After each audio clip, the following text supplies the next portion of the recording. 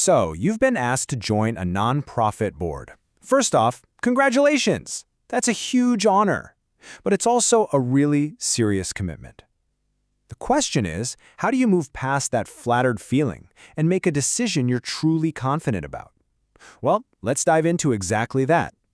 This is your guide to saying yes with total confidence. Here's how we're going to break it down. First, we'll look at what a board even is and why it's so much more than just a few meetings. Then, we'll walk through a simple 3-step guide, vetting the organization, vetting yourself, and finally, checking all that important fine print. Chances are that invitation came from a friend, maybe a colleague you really respect, and of course, it feels good to be asked, right? To be seen as someone who can contribute, who can lead.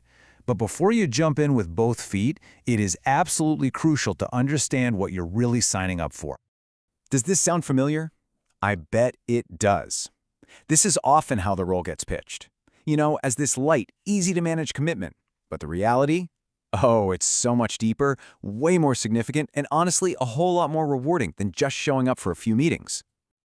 So, let's start with the absolute basics. What exactly is a governing board, and why does every single nonprofit need one?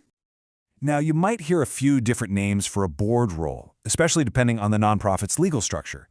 In India, for example, you could be called a trustee, or a member of a managing committee, or even a director. But here's the thing, whatever the title, the core job is always the same: governance. And this is the point I really want you to take away. A board isn't just a nice-to-have. It's not an optional group of advisors. It is a legal requirement. The board is the body where all the organization's funds, its property, and the ultimate responsibility are formally held. It's the real deal.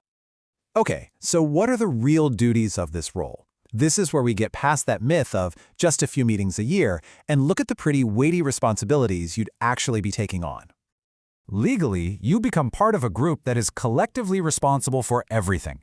And that phrase, jointly and severally responsible, that's a big one. It basically means the board's decisions are your decisions. You approve the finances, you make sure the mission is being followed, and you have to act without any personal gain. It's a very serious position of trust. And beyond all the legal paperwork, the board has this much broader, more strategic role. You're basically the guardians of the vision. You're there to set the standard for accountability, to help bring in resources, and to provide that super important check and balance to the organization's leadership. You're a guide, a champion, and a watchdog, all rolled into one. Okay, so now you get the role. But how do you decide if this specific organization is the right one for you? Well, it's time to do your homework. This is all about your due diligence on the nonprofit itself. This is the first and maybe the most important question to ask. Don't just look at what they're doing right now. Look at the founding passion. Why was this organization created in the first place? Is that original vision still what drives them today? Your commitment really shouldn't be to a single project, but to the core mission that's going to outlast any program.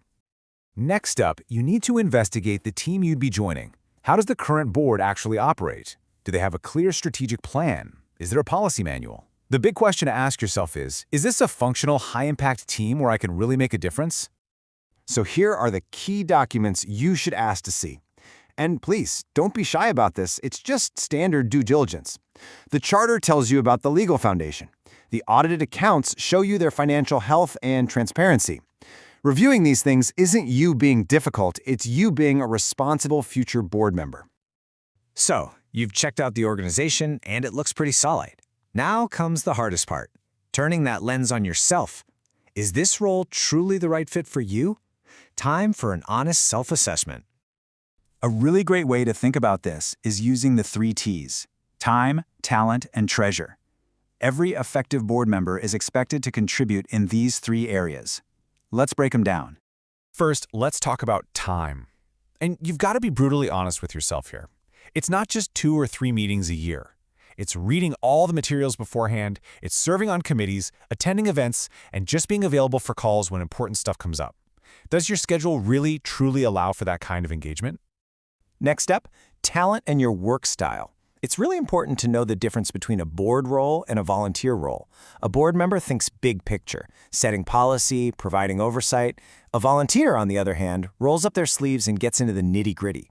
If you're someone who loves the day-to-day tasks, a hands-on volunteer role might actually be a more fulfilling fit for you.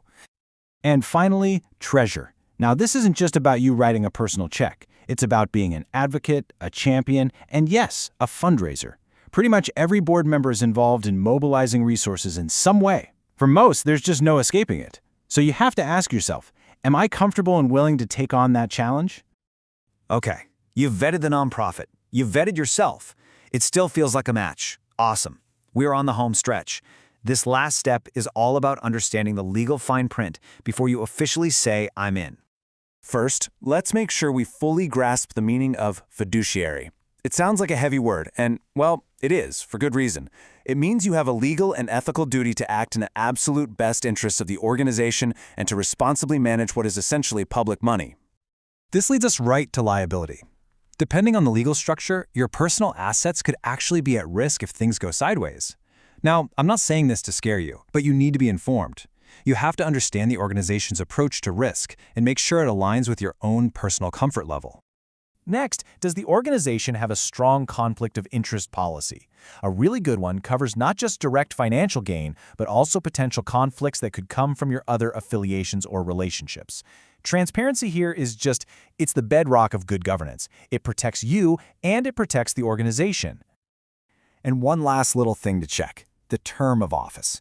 Do board members serve for a fixed amount of time? Board rotation is actually a sign of a really healthy organization. It brings in fresh perspectives, and it stops the board from getting complacent or, stagnant. So, there you have it. You've moved way beyond that initial flattered feeling to understanding the real responsibility.